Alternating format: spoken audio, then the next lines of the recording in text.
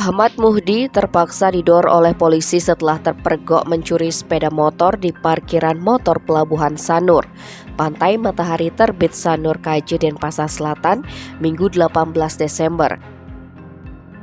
Mewakili Kapolsek Denpasar Selatan Kompol Imade Teja Dwi Permana, Kanit Reskrim AKP Imade Putra Yudhistira menjelaskan, pencurian itu bermula ketika korban Muhammad Rizal Padli 22 tahun sedang memancing di area Pelabuhan Sanur sekitar pukul 19 bersama kakaknya.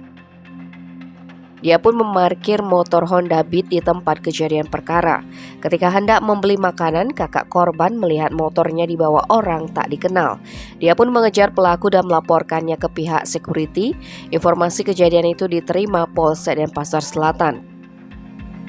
Kebetulan tim Opsnal Reskrim yang dipimpin Panit 2 Ibda Imade Mediana Dwija sedang melakukan patroli untuk mengantisipasi kejahatan 3C di kawasan Pantai Matahari Terbit. Petugas bersama security dan warga langsung melakukan pengejaran. Saat itu juga pelaku Muhdi dapat diringkus. Pria asal Bondowoso, Jawa Timur itu mengakui perbuatan mengambil motor tersebut menggunakan kunci T yang sudah dipersiapkan dari rumahnya. Rencananya motor tersebut dijual di marketplace. Pria itu mengaku tak hanya sekali ini beraksi, tetapi pernah mencuri Honda Scoopy di daerah Peti Tengah, Kuta Utara, Bandung dan sudah dijual. Sayangnya saat diajak menunjukkan barang bukti, Muhdi malah berusaha melawan petugas, sehingga polisi terpaksa menembak kaki kanannya.